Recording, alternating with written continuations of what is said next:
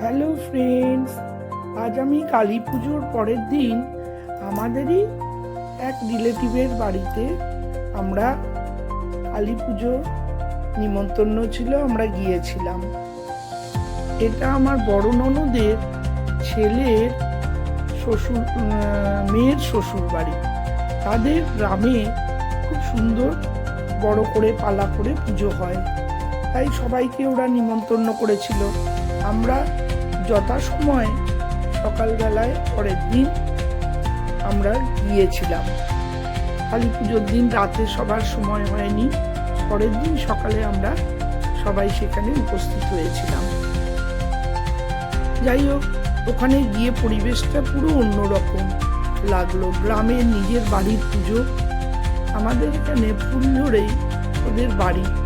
এবার গ্রামে এক একজনের পালা করে পুজো হয়।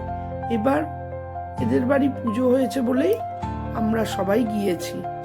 পুজো দেখতে পেলাম না ঠিকই, কিন্তু মায়ের ভোগ খেয়ে এলাম আমরা।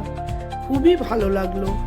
মায়ের এখানে সবাই আমন্ত্রিত থাকে, পুরো গ্রামের লোক এখানে আসে, খাওয়া দাওয়া করে যায়।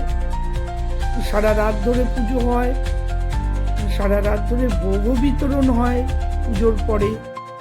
যাই হোক, এটা ঘরোয়া পুজো, খুব সুন্দর পুজো।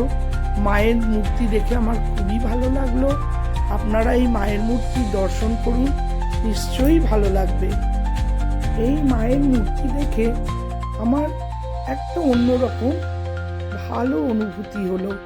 যাই হোক, আপনাদের কেমন লাগলো অবশ্যই জানাবেন।